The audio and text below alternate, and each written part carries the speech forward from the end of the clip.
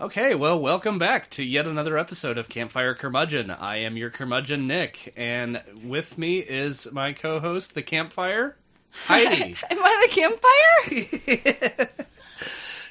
You're what I say you are. All right, fine. So you're the Campfire, I'm the curmudgeon. I guess I'm the campfire. It's better than being the curmudgeon. How we doing today? I'm doing all right. How about you? I'm great. You're great. It's nice to be back. It is nice to be back. What are we talking about today? Today we're talking about spiritualism, specifically 19th century spiritualism. Houdini Yeah. and Doyle. Exactly. Sounds like you're actually excited about this and topic. Seances. This is going to be a two-part episode because there's just so much to cover with this. So I think we're only going to touch on a little bit of this today. Mm-hmm. But I thought we would start off talking about Doyle and Houdini and stuff. It sounds like you actually know a little bit. Yes. What do you know? The first chapter of James Randi's book, Flim Flam, is all about Arthur Conan Doyle, his history with spiritualism, and him being suckered into the fairies in the garden hoax. Yes, he was a really big believer in that. So can you give a little bit of brief information about the fairies? So it was right as photography was becoming more commercial, and by that I mean like consumers in England in 19th century UK were getting access to cameras. And so these two little girls that were sisters, they lived in rural England, but rural sounds like the wrong word. It's more like the countryside. That's a better word for it. The countryside. Yeah. There was two cousins. Right, two, again, my details. Elsie Wright and Francis Griffiths. They started taking pictures of these fairies in their garden and using some trick photography and, basically miniaturization. It made it look as if there were black and white fairies living amongst blades of grass and Yes. toadstools and... They're really neat photographs, and Mm-hmm. we'll put some of those on the Instagram so you can see them because they're fantastic looking. And especially at this time when you don't have things like Photoshop, and it's not like, we see something now on the internet and it's like every photo we see we're like, is that fake? Is that fake? This was at a different time when not everybody knew about what kinds of trick photography and things you could do. That people knew that it was a possibility, but I think at this time in history, people were much more willing to believe that these were actual pictures of fairies. And this was actually, they're called the Cottingley fairies. Yes. It was actually in 1917 when the photographs were first taken. Elsie was 16, Francis was 9. The pictures came to the attention of Doyle, and he actually used them to illustrate an article on fairies that he was commissioned to write. So basically, it was like, you have a deadline, go write about something, and he sees these, and he's like, by Jove, I've got it. Oh. And so then he writes. He used them to write about the fairies as a spiritualist. He was enthusiastic about the photographs. He interpreted them as clear and visible evidence of psychic phenomena. Yeah, and these took place, you said, around 1917. Mm-hmm. He had been involved with spiritualism starting around the 1800s, around 1886. And in 1893, he actually joined the British Society for Psychical Research, and that was formed in Cambridge.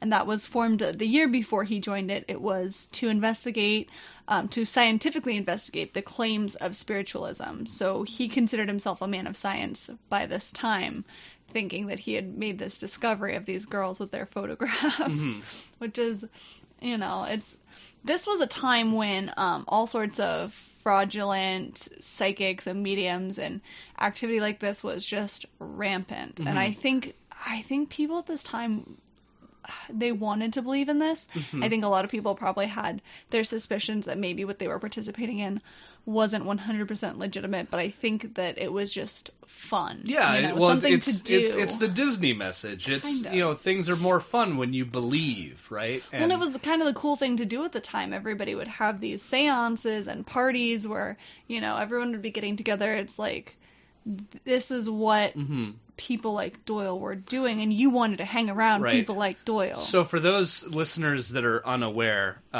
what is a seance?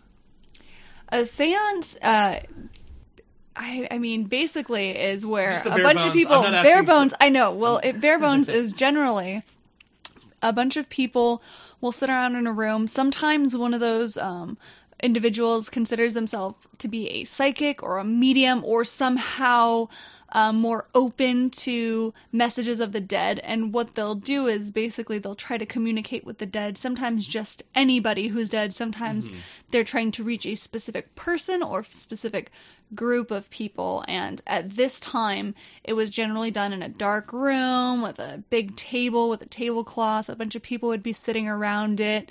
A lot of candles lit. It was a big to-do, basically. And this was actually really popular at parties. Sometimes you would have parties with famous, well-to-do people, and they would slip away for a This is what celebrities seance. did for entertainment. Yeah, is like they try to basically. commune with the dead. And the typical like seance would be, we'll light a candle in the middle of the table. Or some, like, basically the lighting would always be central to the table. All the other lights in the room would be dim, and everybody would be sitting in a circle. And everyone would be holding hands. Right, and what that would do is that would blind your night vision, so that anything beyond the table was basically an obscure. And so then what a lot of spiritualists did was they realized, like, well, if I'm going to bring, 1890s Brad Pitt to my party...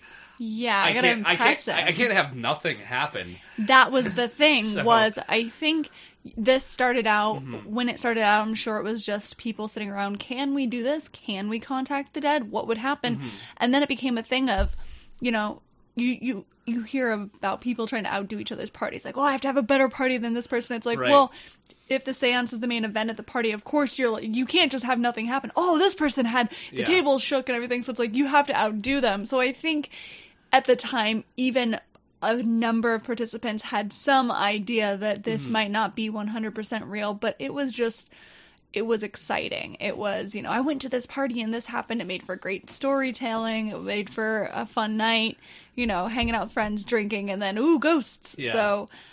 Well, not just drinking; it was opium and Yeah, like, that's true. Yeah, this would be 19th century. So have some tincture. yeah, you'd have tinctures yeah. with they would have opiates in them. This and is and got a little wormwood in there. Cocaine. Cocaine. Yeah, mixed in. This would be mixed into your drinks a lot of the time. Little So absinthe, yeah, let's just mix a little bit of that. And then you turn the lights down, and all of a sudden, across the room, what was that noise? Oh, they're definitely communing with spirits.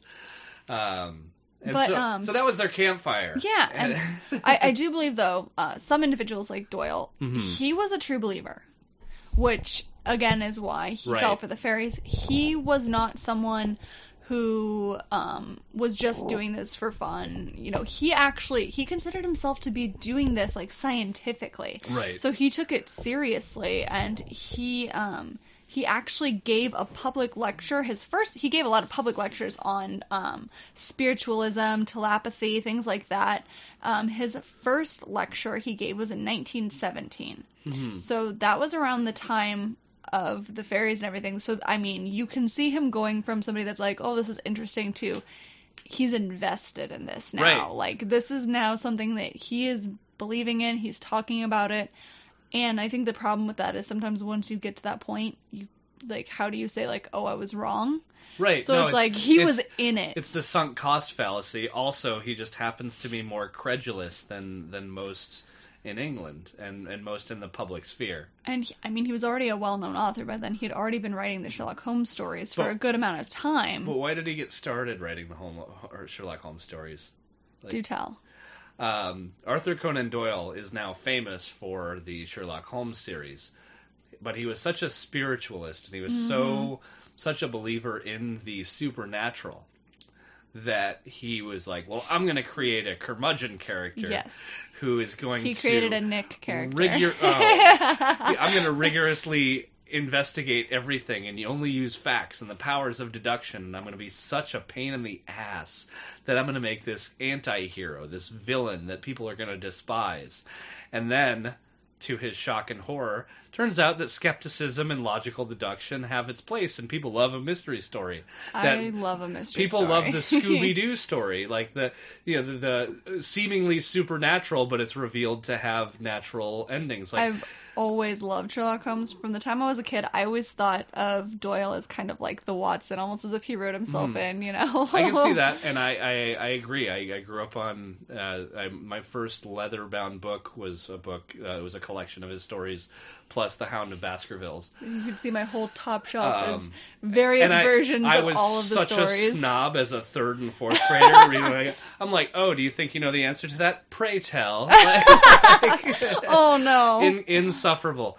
I just ran around my house with a magnifying glass. Guess how many I broke? and so then Doyle initially was so livid. He didn't want the fan reaction that he got, which is amazing. Yeah.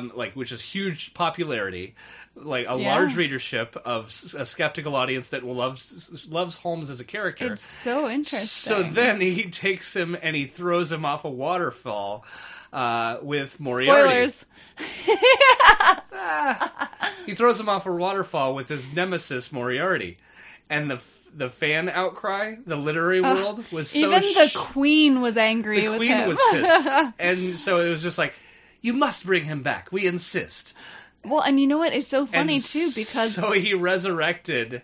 By retconning, he brought his hero back. It was almost as if he was trying to say, like, see, nobody likes this. People are like me. They believe things. Mm-hmm. And then he found out that maybe not so many people shared his belief, including his close friend, Harry Houdini. He actually met Houdini in 1920. Mm-hmm. And they became friends really quickly. I don't know. They must have had some things in common. But Houdini... You know, he tried really hard to actually disprove. Right, Houdini was a mentalist, and he was a magician in the classic sense, which means he made his practice of deceiving people and letting them know they were being deceived. That was and that's kind of the James Randi school of of magic. Well, yeah, because there are some magicians that actually say like, no, I'm a superhero, or Well, what's funny about that is Doyle actually did think that Houdini possessed some sort of powers. Right, and he's like, no, dude, I don't. No, he's like, no, I don't. Let me show you. Like, look, it's fake. I'm tricking you. Mm-hmm. And no matter what, throughout their whole friendship, Doyle thought that he had some supernatural power, and Houdini actually used to get really upset about mediums because a lot of these mediums, you know, at first it was like seances and fun, mm-hmm. but unfortunately a lot of them were preying on people who had a loved one pass, and they wanted so desperately to be able to get in contact with this person. Mm-hmm. And here was somebody... It became a cottage industry of predatory... Yeah, here's somebody taking their money, not only that, giving them false hope, lying to them, pretending to be a deceased relative, and that made Houdini so very angry that he just made it his mission to prove all of this wrong. But I think that's part of what gave them friendship, is they always had something to talk about, even if it was a little bit of an argument, maybe a little bit back and forth. Right. You know, it gave them something that they always had. Like he would hold his own seances where nothing would happen. Yeah. and then it's like, if ghosts were real, it'd be like Tony Orlando in the song, like, knock 3 times on the ceiling if you want me. Like, the upstairs neighbor is actually your dead relative who's like, hi, I'm here. Anybody home? But in the seance and the psychic culture and speaking with the dead has been a famous, actually, story trope. It's been used in film and in literature to communicate with the dead. The scene I'm thinking of is Whoopi Goldberg in Ghost. Okay. Have you seen Ghost? Long time ago. Yeah, it's definitely worth. It's a movie worth watching. It's very like. I'm gonna have to give it a watch again. I remember when after that movie came out and we watched it, like I got scared of the shadow people that mm-hmm. came to drag people to hell. Yeah. And then I remember like a little bit after that. I thought those were cool. Yeah, they were very cool. I wasn't scared of them. I was like, I want to see one of those. But it was cool. like 1990, I think, when that movie came out. Yeah, and I didn't see it that early. That's when I was playing. I was 8 years old. Yeah. And I remember just within that time frame where we had it on tape. And my dad goes, well, I think, if you're really bad, I think that's kind of how you would be taken to hell. And I'm like, oh. So he's like telling you, like, this is real. Yeah, like, that's scary. Like, yeah. And that, like, you poor thing. I think that, he only thinks that, I think his belief in his faith system, leads him to believe like there's got to be justice in the world, and That was a perfect justice for him. It was definitely for like Carl, the guy who murders his best friend for money, and then the guy who actually does the deed when they both die at the end of the movie and they get dragged to hell by the shadow people. So creepy. But the seance scene with Whoopi Goldberg where she's a fake. Mm-hmm. She's a fraud. Yeah, she's fake. And then it turns out she does have the gift and ghosts are talking to her. And then she's actually, when she goes to work at her psychic reading shop, she has dead people like talking to her and telling the people like that oh, you actually are talking to your uncle or your father, and one of them jumps into her and she's like, you in danger, girl. Yeah. Like, when did your hair get so big? Like it's really funny because she starts out as this fraud. She's the charlatan. She's one of these predatory people. Yeah. And the amusing like part of the comedy of the story is she ends up being like a real medium. Well, and I also wonder how many people, not necessarily the mediums or the psychics themselves, but how many people went into this thinking, oh, this is fun, this is fake, and then began to believe it because, you've seen magicians do stuff where you're just like, I can't figure that out. Mm-hmm. How many positive hits? It's fake. How many positive hits do you need before you're like, okay, I don't know the mechanism, but I'm on board. And that's the other thing is, I wonder too, how many people were out there just like in that movie that were maybe embellishing a little bit, lifting the table with their knees or whatever, and perhaps they did have some bit of intuition or psychic ability, and that's why they were able to get so many things correct and lend that bit of believability. I always wonder, it's like, were they 100% charlatans or were any of them embellishing? I would say there's a very, very strong social pressure that even if you're like on the fence, you're like, I'm not sure about this. And then the guy levitating the table is actually like got his knee on it, or he's like pushing a lever with his foot that's rocking the table. And then if you see it, he winks at you. And then and then depending on his level of charisma, and if you're a medium or if you're a magician, it relies on charisma. Like there's definitely a chemistry aspect of think about performance it. that you have to be ballsy to lie to people's faces. Yeah, you have to have some element of like, I don't know why, but I like this guy. Like I'm gonna believe what he's saying, even though he's probably lying. Okay, no, he's not lying to me. And so like basically, if you wink and a nod at an indifferent person, they're like. The social pressure to not be a curmudgeon, you're like, no, keep it going. It's more fun this way. It's fun. Yeah. And then you get into that sunk cost fallacy of like, well, how much damage is this really doing? If they're crying because they're widowed, right, at a young age or something, and you don't want to take that bit of hope away that they've just been given. You don't want to be the person to crush it. So for me, I think during this time when so much was so new, science was so new. I'm one of those people that, I say science, magic, same thing. And some people kind of look at me and they're like, and it's like, no, it's just because it's scientific and we can prove something, that to me doesn't necessarily mean that it's not a form of magic. That's, how I see it. So I see that at this time, it was a very magical time, think about all the different things that were being invented, and so much was so new in such a short period of time that people were more willing to believe, because it's like, well, we have this candlelight that's, coming through switches that we can turn on and off when we please, and stuff like that just seems so magical. And that's where I want to talk about something that I always found very interesting. You don't really see a lot of mediums today claiming. I feel like there's still a lot of seances. There's still a lot of mediums saying they can speak to the dead, but you don't hear a lot about ectoplasm unless we're talking, Ghostbusters. Yeah, I think part of that is actual physical evidence. Exactly. Is subject to actual scrutiny, to the point where we didn't used to have the ability to dissect and know, like, elementally and, like, atomically what a substance is. Well, and I think... Or if we did, it would only be available at the most prestigious universities. And it's still something that's hard to explain. You can take spit and send it off to 23andMe, and you can get told like shocking things about what you thought was your heritage. Well, and that's right? the thing is, you So and it's I like- accept that. Yeah. We know that if, there is DNA, we understand the general basics of what DNA is, how it can be used. You have to think about at this time, even if this was something scientifically provable, how many people understand or are willing to believe that, because, again, what's the difference? Science, magic. Mm-hmm. But what I find interesting is this kind of, I feel like, goes along with some of the ghost photography that was being seen at that time, because Sure. a lot of the ectoplasm that was taking place, it was photographs. It was a medium alone with a photographer that was doing this. But what interests me the most is the ectoplasm that is supposedly taking place during seances with live audiences watching. A lot of the time, this ectoplasm, it would be described by people that were looking at it. Some would say that it seemed like gauze.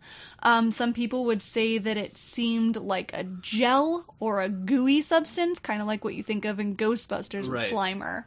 Some people said it was more like smoke. And a lot of the time, this would come out of sometimes like fingertips, sometimes the hands of the medium, but sometimes it would come out of the top of their head. It would appear or seem to be coming out of their head, their mouth, or other orifices, including with female mediums. Sometimes it would come out of their breasts.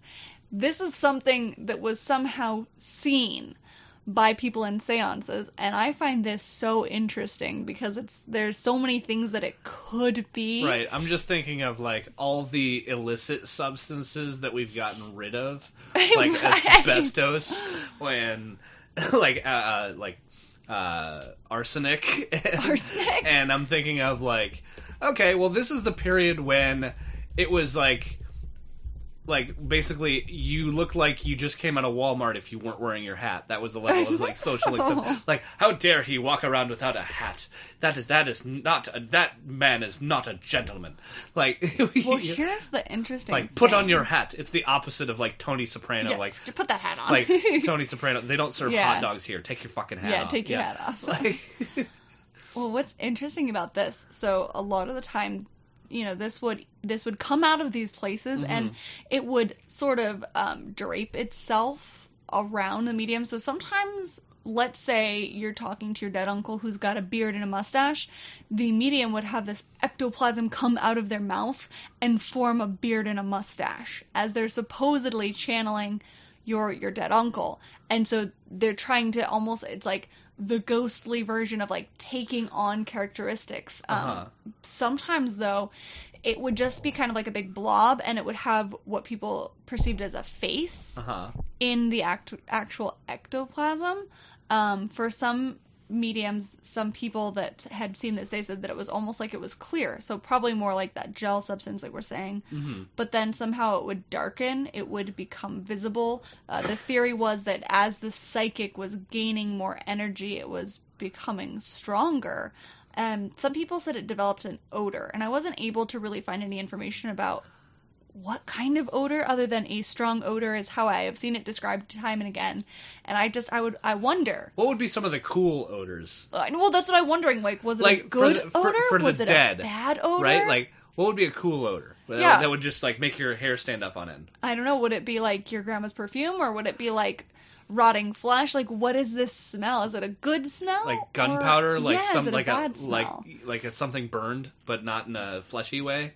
Like, ooh, something just passed through. Yeah, like- or like an electrical fire. Something like that. Like, what would it have to be? But so a lot of the mediums that What would be a bad smell? a bad smell, like Yeah. I said, rotting flesh. Yeah. I mean, that would be pretty gross. Just Well, anything stinky like that you yeah. could perceive to be. If somebody doesn't know what a dead person smells like, anything that's gross, you're gonna be Right. like, oh, that's a dead body. Or if anybody's seen the up to the 7th season of Game of Thrones, Bronn says... I was like, don't you dare give No, away not- spoilers. Bronn merely says to somebody who's inexperienced with killing, he goes, oh yeah, the dead void their bowels. Nope, there you go. Spoiler alert, the dead void their bowels. Like, don't you give spoilers away. We will become the least popular podcast so fast. But That's my end of Game of Thrones tag. oh, I thought you were gonna say that's my end game. I'm trying to be the worst podcast ever. No. We're already on the way. Just kidding. I want this to be kind of timeless. Kind of timeless? You can pick this up in, 2024 or whatever. It's timeless. Listen to it on your way to the Olympics. But what made this difficult for scientists to study was part of it was there was a theory that the ectoplasm was somehow part of the medium. Uh-huh. So some scientists theorized that it was potentially chop them up. Part of your was part of your own body. So even Charles Robert Richet, this was in 1890. That's so he Richet. Actually, well, I'm not sure if I'm saying that right. Probably not. I don't care. Whatever. He was the winner of the Nobel Prize. Nobel. It's not the Nobel Prize. Nobel Prize. Did I enunciate that properly for you there, pal? Yes, you did. In medicine, and he won this. Actually, this was in 1913 that he won for research on anaphylaxis, which is really that's a really important discovery. I'm sure most people know, but for those that are struggling to remember, anaphylaxis is like when you have an allergic reaction to something and your throat begins to swell to the point where you can't breathe. That's anaphylaxis. So he did some studies on this, and every time I hear about like studies done on this in times like 1913, I always cringe a little because I'm like, oh, how did they study this? I probably don't even want to know. Like, who did they torture? Two gentlemen told a woman to shut up, and then they got out their notebook, and then then they put bee stings on a vagrant's throat. Right? I'm just like, well, but he wanted to study this, and he was actually someone who believed that a potential source of this ectoplasm is potentially the person themselves. He wasn't sure what it was, but he thought it could potentially be something that all of us possess, and they had just found a way to produce it outside of their body. So a lot of mediums claimed that, oh, if you touch it, that's, you'll hurt me. So that made it like, oh, you can't, investigate this scientifically. That's part of my body. If you touch it, it's going to cause me some sort of pain. And so that was one way that these mediums got around any sort of investigation. It was like, oh God, don't touch it. No, that's, you're going to hurt them. That's like the ghost hunting thing when they bring along one skeptic and he's just like, and they're like, do you guys feel that? And he's like, well, there's a lot of negative energy here and ghosts don't like negative energy. I'm like, they're fucking ghosts. I don't think they're offended by the person who doubts. Hey, they might be. Is that how the mechanism works? I don't know. Yeah. I'll have to ask one. We'll have a whole thing on that. We'll leave our recorder out and ask over and over again. Are you offended? We'll just yell that over and over until we get an answer. The next door neighbor's like, yes! I'm so offended. But I mean, if you think about it, if you're a scientist and you don't actually know what this is, and someone says, if you touch that, it's going to hurt me, you're just like, well, okay, fine. I can't really say, no, it isn't. Right. You're like, well, I don't know. Maybe if I do touch it, they're going to die, and then I'll have that on my hands. So there was a lot of some of that. Sounds like that scientist really backed down because he didn't realize there's a scale to ethics.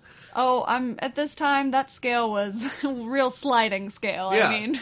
Didn't Edison, torch an elephant? Yes. In the name of he science. Electrocuted, He's many I discovered animals. electricity, and before he found a practical use for it, he killed Topsy. Well, actually, he was doing that to prove that his electricity was better than Tesla's. Yes, yeah, he was saying, look, his kills things, mine is safe. Yeah. Which we all know is baloney. But, so you DC had... kills you too? Uh-huh. Right? Yeah. I don't know, here, touch this, we're going to plug this in, but I want you to hold on to the plug, we'll see what happens. My brother did that, we can just ask him. He got shot back a few feet. But, part of the other problem with this was that after the seance was over, the substance would have disappeared. Mm-hmm.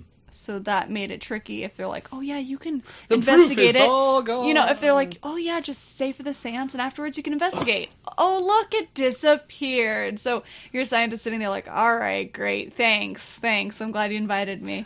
I believe you. But I believe you. Those that were able to touch it said that it resembled and felt like some of them would just take a real quick grab at it if they could. It felt moist. It felt sticky. I know some of you hate that word, moist. But it felt like a wet fabric, like a muslin fabric. Something along that line, or cheesecloth, they said. I actually have my own theory as to what it is. Fluffy stuff. That crinkly sound is the cat running away. Yeah, that's the cat running away. No, cotton candy. Oh. I actually have a theory. I don't think maybe that in every case. Right, it wasn't sugary. It was basically the same principle, though, of cotton a physical candy substance. was actually invented around this time. What about Pop Rocks and Alka-Seltzer? Yeah, well, but I'm not saying that every particular case was, but I think that, cotton candy was something that was fairly new. If you've ever watched somebody sit there when they spin the cotton candy, it kind of appears like wisps until it's built up, which kind of is... I used to do that. That shit stings. Did you? Yes. It stings? Yeah, because it's in a spinning... You pour crystallized sugar in this... My brother had one, but I don't think I ever did it. There's a big silver bowl with a hole in the middle. You put it over the machine, and the machine is basically like a superheated crucible that you pour crystallized sugar into that's flavored, and it's basically like big granules. And as it goes down into this thing, the sugar gets heated up to the point where it melts, and this crucible is on a spinning turntable, and it's spinning at a really high RPM. So when it turns into kind of almost, it starts to get liquid properties, it shoots out into the circular bowl. And so what you do is you turn on the machine, you get the element heated up, and when you pour the granulated sugar like particles usually it's pink because that's most cotton candy, you get a paper cone, and as it's shooting out the sugar, you catch the kind of webby, liquidy stuff with the paper cone until it accumulates, and then voila, cotton candy. This was my teenage years. I was a carny for a couple summers. So that's using a current modern day machine. Yeah. We know, so cotton candy was actually invented in the 1800s. This was by William Morrison and John C. Wharton. They were Tennessee candy makers. They made the unicorns go extinct. They actually invented the first cotton candy machine. So this machine that they invented, they took to the St. Louis World's Fair in 1904. So before that, cotton candy had already existed. That was also where ice cream was invented. Yeah, well, this had already been invented, but there wasn't a machine to make it. It was invented by accident. So they actually made a machine specifically to make this in 1904. Interesting. This is a shout out to my cousins because we were all playing a trivia game once. Yeah. And my cousins live in St. Louis. Oh, okay. And I was over at their house for Christmas, and we were all playing this game, and the trivia question basically was like a fill in the blank where we wrote down our answers. And so they're like, ice cream was invented at this World's Fair, blah, blah, blah. Or like, this treat was invented at the, 1904, this World's Fair. And I'm like, I think it's this, and it's Paris, and blah, blah, blah. And they all got it right. Oh, no! Because they're all from St. Louis. And I was just like, no Cheaters. fair, stupid question. Why don't they ask where the Reuben got invented? Omaha, that's where. Flips the board. I won, guys. Yeah.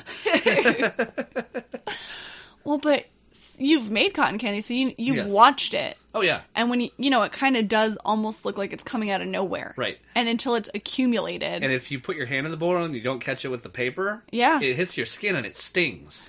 Because it's superheated sugar. It's very flying hot. At you with a pellet. Flying at you.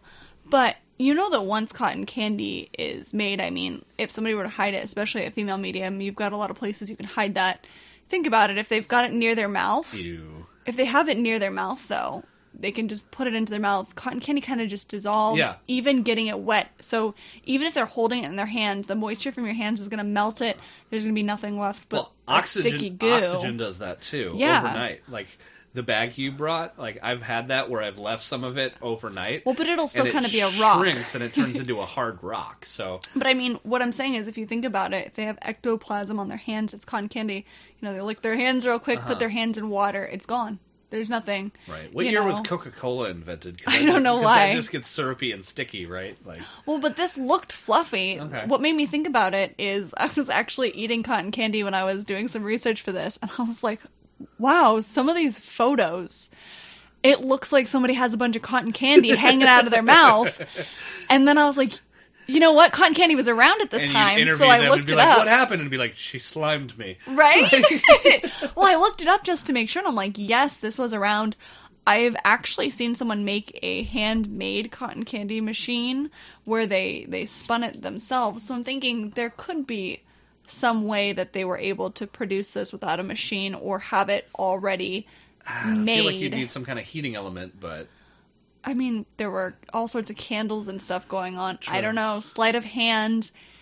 Even I'm not about to say it's impossible, especially when your aim is to deceive. Even if this is something you already have and somebody hands it to you during the seance, or you've got it already stashed somewhere under the table, I think that would be perfect to be like, look, it came out of my mouth, it went back in, now it's gone. Mm-hmm. It's you can have a lot of cotton candy that appears to just disappear quickly. So that was one of my theories of what possibly ectoplasm could be. And I'd like to think of a bunch of mediums just gorging themselves on cotton candy for the sake of science. I think that would be fun. All right, so let's, well, I don't know. I don't want to do a taste test because that makes for awesome listening. Let's just eat some cotton candy slowly into the microphone. For the record, we got our cotton candy from the Dollar Tree, and it's called Fluffy Stuff. Fluffy Stuff. And if you have a Dollar Tree near you and they have it in stock, you should definitely pick up a bag. Even though, everything in moderation. You know, a little bit of sugar. I'm going to eat the whole bag, actually. So. But what I love about this stuff is it's not just the pink flavor. It's got a little bit of lemon. It's got green, whatever, maybe lime. Like an apple the or green lime. Is a lime. That's it's weird. So good. I don't know if I'm okay with that. It's very good. And then the blue is like a raspberry or it's always blueberry. Raspberry. Yeah. But I think we're going to have to try to see if we could stage our own ectoplasm photos, and I think I would love to see our listeners do the same. I would love to see you guys stage some photos. You can use cotton candy or fabric. If you feel like it, have fun. Try to make a convincing photo and tell us what you used. If you have any theories on what these mediums could have been doing, something that you can hide easily and make look real creepy in photographs, let us know. All right. Well, how are they going to let us know? They're going to let us know by either commenting on Facebook. They can comment by searching us Campfire Curmudgeon on Facebook. Same thing on Instagram. They can also comment on our website, campfirecurmudgeon.com. They can send us messages there. Where can they email us, Nick? They can email us at campfirecurmudgeon@gmail.com. And they can send us tweets on the Twitter. CF Curmudge, at CF Curmudge. He's here this week, guys, so now you know how to Twitter us. Yeah. In the meantime, if you want to shout out at me, I can be found at Nicholas Edward J on Twitter. Heidi has Instagram. What was our Instagram handle again? For the show, our Instagram handle, it's just Campfire Curmudgeon. Okay.